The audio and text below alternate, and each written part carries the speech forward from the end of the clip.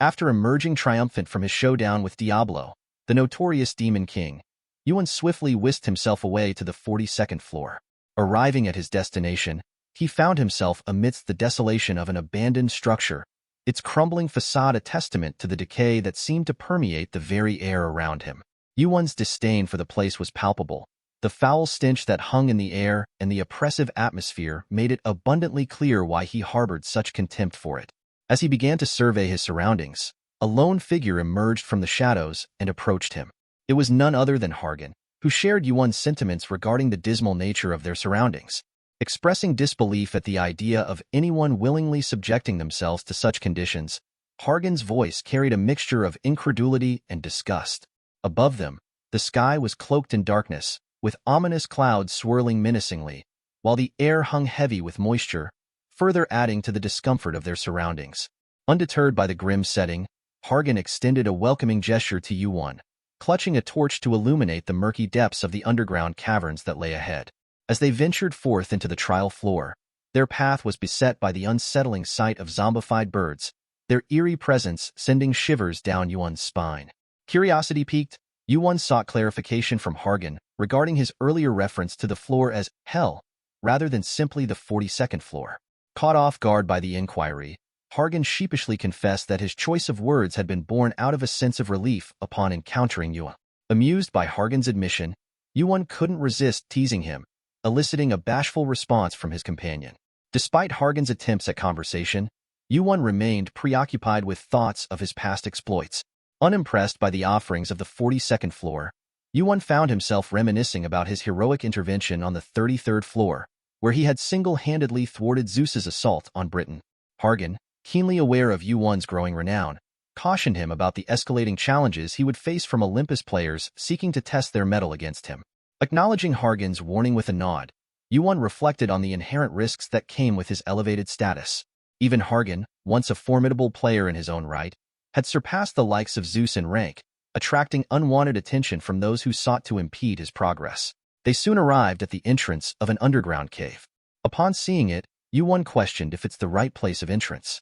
Hargan assured him, as Floor 42 had been an iconic place among Olympus, therefore he had visited this place many times before. Walking close to entrance, a cave pitch dark could be seen. This was real entrance to the 42nd floor world where the trial happened. Yuan started following behind Hargan, who held a torch to light up the surrounding. As they walked further inside, Yuan realized it was darker than he imagined before. It had been around 10 minutes since they started walking inside the cave. After some moments passed, as they reached far inside the cave, Yuan noticed something in the distance and called out to Hargan. Hargan instantly raised his right hand and started gathering lightning. As the lightning currents got denser, Hargan shot it out in the direction forward. The currents covered the whole path, colliding everywhere. As it reached far end of the path, the currents collided with several dark, pitched monsters hiding on the path ahead. Seeing that Yuan sighed, there were a lot of these monsters gathered ahead on the path. As the current settled down, the monster on the path became clear. They were three-headed hellhounds. The monsters had an angry expression with intense glare ready to strike at any moment. Yuan had a premonition that someone had been watching him from the time he entered the 42nd floor. Perhaps these hellhounds were also prepared by the owner of this floor's world. Several hellhounds started gathering before Yuan. He was not sure if he would be able to deal them, but he wanted to try. Activating the skill Gigantification, the giant's power started flowing into his whole body. His veins bulged and his whole body puffed up like a giant. Green nature energy started emanating from his body. As one of the hellhound got closer to pounce at Yuan, he in turn kept on gathering nature's energy around his arm ready to strike at any moment. As the Cerberus got closer, Yuan instantly punched one of its faces, knocking the Cerberus down with a single punch. Staring in the direction of other hellhounds, he asked them to hurry up, to not waste his time. All the Cerberus started running towards Yuan in anger, but Yuan held his ground. As another Cerberus reached him, Yuan punched it again and again. He kept on punching the hound relentlessly, but it seemed unaffected by the blows. Roaring in pain, the hound refused to back down. Yuan, undeterred, grabbed its mouth while it was roaring, exerting his strength to hold it in place. Despite the hound's struggles, it couldn't break free from Yuan's grip. Trembling with fear, the hound could feel the formidable power emanating from Yuan. This power reminded Yuan of the time when Hercules, the legendary hero, had visited the 42nd floor ages ago. Hercules had single-handedly battled hundreds of Cerberus for days, leaving an indelible mark on their memories. That's why the Cerberus reacted with such intensity to Yuan's display of power. Surveying the area, Yuan activated Cinder Eyes, hoping to detect any illusions or stealthy foes. However, to his dismay, Cinder Eyes failed to reveal anything hidden. Nodding to himself, Yuan spoke aloud, questioning whether their current efforts were sufficient. Suddenly, a strange energy manifested behind the group of Cerberus, instilling intense fear in them. Bowing down and trembling fiercely, the Cerberus were clearly unnerved by this mysterious force. The energy swiftly transformed into a dense cloud, enveloping the entire path. From within the swirling mass, a figure emerged. Yuan pushed away the Cerberus he was engaging with and fixed his gaze upon the newly arrived figure. Instantly recognizing him, Yuan identified the imposing figure as Hades, the second-ranked individual in Olympus and the only sane high-ranker among the three giants of Olympus. Yuan required Hades' assistance to rescue Kronos from the underworld, as Kronos had selflessly sacrificed himself to send Yuan back in time. Witnessing Hades' arrival, Hargan bowed respectfully, acknowledging Hades' authority over darkness and his esteemed position as the scholar of Olympus. Draped in a black robe, Hades exuded an aura of power, his fiery purple eyes betraying a stern countenance. As Hades touched down on the ground, the Cerberus instinctively surrounded him, their demeanor akin to loyal pets circling their master. Following the encounter, Hades led Yuan and Hargan into a cavernous chamber. Seated before Hades, Yuan observed as a servant graciously presented them with cups of tea. The tea, dark in hue, gave Yuan pause, evoking memories of his past encounters with the dubious fare of the 42nd floor. Contemplating whether to partake, Yuan hesitated, mindful of his prior experiences. Sensing Yuan's apprehension, Hades reassured him, taking a sip from his own cup to demonstrate its safety. According to Hades, the tea boasted numerous health benefits, aiding in mana recovery and offering stabilization for one's body and soul. Upon hearing these encouraging words, Yuan summoned his strength and took a sip from his cup. As he tasted the tea, his eyes widened in disbelief. It was Hellsgrass tea, known for its rarity and its ability to enhance mana recovery speed for an hour while clearing the mind. Yuan hadn't expected such a special brew. While he drank, Hades observed him silently, his gaze penetrating and inscrutable. Eventually, Yuan finished the tea and broke the silence, expressing his gratitude for the unexpected gift. Despite witnessing Yuan's remarkable prowess in battle and hearing numerous tales of his heroic deeds, Hades found it difficult to believe that someone as young as Yuan could have halted Zeus' lightning. Nevertheless, he saw potential in Yuan's character and advised Hargan to collaborate with him. Hades clearly admired Yuan and wanted Hargan to work alongside him. Without hesitation, Hargan agreed, praising Yuan's reliability and offering his unwavering support. Hades was taken aback by Hargan's swift and steadfast response. During Yuan's intense battle with the Cerberus, Hades had sensed that Yuan was concealing something, though he couldn't discern the reason behind it. With a stern tone, Hades cautioned Yuan against withholding secrets, emphasizing the importance of trust and honesty. Feeling a bead of sweat trickle down his face, Yuan realized that earning Hades' trust wouldn't be easy. However, to his surprise, Hades commended Yuan for maintaining a loyal companion for 7 years, recognizing it as a testament to his worthiness. Before meeting Yuan, Hades had consulted Hephaestus about him, seeking insight into his character. Much like with the giant elder, Hephaestus had wholeheartedly vouched for Yuan, urging Hades to trust him implicitly. This unwavering recommendation left Hades pondering the depths of Yuan's capabilities and the nature of his bond with Hephaestus. Ultimately, it underscored the importance of personal connections and trust. With his cup in hand, Hades shifted the conversation, inquiring about the leader of the heavenly demon sect, Cheonmujin, and whether he would intervene in their struggle. Yuan admitted that he was unaware of Cheonmujin's intentions, as he tended to maintain a low profile. Hades' expression soured slightly at this revelation, indicating his disappointment. However, he remained composed, contemplating their next steps in the ongoing conflict, his mind racing with strategic considerations and potential alliances. Continuing their conversation, Yuan elaborated on how Cheonmujin's actions would influence his entire sect. He emphasized that if their leader made a move, the rest of the cult would follow suit. However, Yuan expressed skepticism about collaborating with the heavenly demon sect, citing Cheonmujin's influential sway over his followers, making it challenging to predict their response. He suggested that cooperation might be possible if other factions besides the heavenly demon sect took action. Hades was surprised by Yuan's insights, realizing that persuading the cult members might not guarantee their involvement. He speculated that Mujin might not be inclined to take action. In response, Yuan disagreed, asserting that involving the heavenly demon sect wasn't necessary. He believed that once the king, referring to Zeus, was dealt with, the conflict would end. Yuan proposed resolving the matter with a decisive battle, avoiding the need for a full-scale war that could lead to catastrophic consequences. Yuan foresaw that involving the heavenly demon sect in the conflict would escalate it into a catastrophic war similar to the First Gigantomachia. Therefore, he advocated for achieving the best outcome with minimal damage through a single battle. Hearing Yuan's rationale, Hades fell into deep thought. He questioned Yuan's confidence in ending the conflict with just a battle, considering Zeus' immense power. The cave fell silent as Hades fixed his gaze on Yuan, who kept his eyes downcast. Breaking the silence, Yuan declared his determination to make things right. However, Hades remained skeptical of Yuan's plan, questioning whether Yuan alone could confront the king after only stopping Zeus' lightning once. Yuan admitted that he wouldn't be the one facing the king. This revelation stunned Hades, prompting him to inquire further. Yuan disclosed that he was aware of the power imbalance in Olympus caused by Poseidon's absence among the three giants.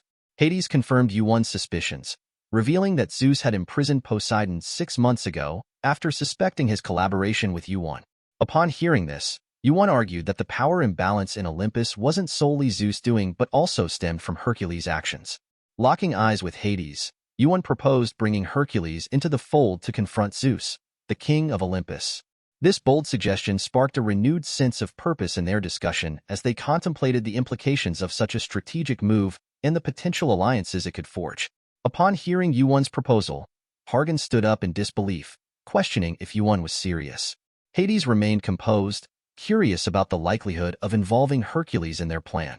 Yuan assured them that the plan had a 70% chance of success, leaving Hargan astounded. Sweat dripped down his face as he stuttered out his questions. Ignoring Hargan, Yuan turned to Hades, asking if their chances of winning would increase with Hercules' assistance. Deep in thought, Hades considered Yuan's confidence. He recalled the stories surrounding Yuan's exploits in Olympus, saving Hephaestus from Olympus' clutches, battling a rancor, confronting the administrator of the Olympian trial, and acquiring the Sea Stone to protect Britain from Zeus' attack. Despite finding Yuan's claim absurd, Hades sensed an unwavering conviction emanating from him, born from overcoming impossibilities and achieving success. Contemplating this, Hades couldn't help but grin lightly. After a moment of silence, he agreed with Yuan, acknowledging that victory against Zeus might not be entirely impossible with Hercules' aid. Upon hearing Hades' approval, Yuan stood up, ready to depart. Hargan followed suit, asking about Yuan's further plans. Yuan explained his intention to proceed to the 40th floor before bringing Hercules into the fold, as he had unfinished business there. Perplexed, Hargan wanted to inquire further, but Hades intervened, revealing Yuan's plans. Hades expressed dissatisfaction with the skills Yuan had employed against the Cerberus, deeming them insufficiently threatening even for an Olympian. Furthermore, Hades harbored concerns not only about Yuan's skills, but also about the outcomes and history he aimed to create. He reflected on how Yuan had disrupted Zeus' plans to use the giants and demon tribe to bring about the downfall of Asgard. Even for Zeus, a direct confrontation with Asgard posed significant challenges. Therefore, after Yuan's intervention, Zeus would likely observe cautiously before making any moves. Recognizing this as an opportune moment, Hades decided to journey to Asgard to converse with Odin, the head of Asgard. As he spoke, Hades passed by Yuan and Hargan, instructing Hargan to meet with the Apollo siblings before departing. This moment marked a pivotal juncture in their journey. Hargan turned around with a tense expression and asked Hades if he should move right now. Throughout the conversation between Yuan and Hades, Hargan hadn't quite grasped what was happening, leaving him confused and unable to think clearly. Hades jokingly suggested that Hargan stay for the night and depart at sunrise. He also told Yuan to leave the next day. Confused by Hades' humor, Hargan turned to Yuan and asked where the sun rises in hell. Yuan sighed and explained that it was just a joke. After some time, Yuan found a cave room to settle down in hell. He was surprised to find such accommodations even in hell. Stepping outside the room, Yuan saw a huge mountain, realizing it was part of hell. Looking at Kaini, whose eye was slightly open, Yuan began pondering the skill with the same name as the 42nd floor. Deciding to give it a try, Yuan activated Kaine's Hell Summoning skill. Kaine's eye opened and started scanning the surroundings. Suddenly, black water and dark lightning encircled Yuan as the Hell Summoning ability activated. He felt as though he were falling deep into a river, unable to stop himself. Despite being underwater, Yuan realized he could still breathe. Then, a notification from the tower informed that he had entered Hell for the first time, where the King of the Dead ruled. As the notifications appeared, Kaine began glowing with yellowish mana. Yuan reached out to check the surroundings, wondering if it was a river or sea, only to realize it was all condensed mana. This mana was infinite, and Yuan continued to drown. Realizing Kaine was a tunnel to this infinite force, the source of the power of the dark divine stone. As he sank further, the mana condensed, growing darker, representing the actual hell where the dead worshipped the King of Hell. Yuan's eyes fluttered as he read the tower notification. After a day, Yuan traveled to the 40th floor, renowned throughout the tower for its mesmerizing beauty. Upon reaching the 40th floor, Yuan was captivated by its stunning scenery. Everywhere he looked, there were breathtaking landscapes and enchanting vistas that filled him with wonder. It was as if he had stepped into a realm of unparalleled beauty, unlike anything he had ever seen before. The 40th floor seemed to exude an aura of tranquility and harmony, enveloping Yuan in a sense of peace and serenity. The central area where people lived looked like a town floating on clouds in the sky. Yuan brought out Arthur, who was now in his son's body. As Yuan brought him out, Arthur started mumbling, wondering where the dead went. Standing beside Arthur, Yuan asked if he remembered anything from his time with Susanoo. Arthur explained that after death, he was bound by Susanoo, stuck between the border of the living and the dead. That might be why he didn't remember anything from that time. Yuan was disappointed, hoping to get some information about hell from Arthur. Suddenly, Arthur remembered something. He told Yuan about seeing something like a sea while stuck between the border of life and death. Hearing this, Yuan's eyes widened in astonishment. Arthur nodded and explained that it was just for a moment, and he wasn't sure if it was really a sea. Raising his right hand, Yuan looked at Kaine. He realized that the dead lay beneath the sea he saw while being summoned to hell on the 42nd floor. Kaine was even more special than he had thought before. Among the suspended town, a huge tower could be seen reaching into the sky. Arthur pointed towards the tower and asked Yuan if he had seen it. Yuan asked if Arthur had been there before. Arthur explained that a long time ago, after the founding of Britain, he had stopped by this place when he met a ranker. But now he was prepared.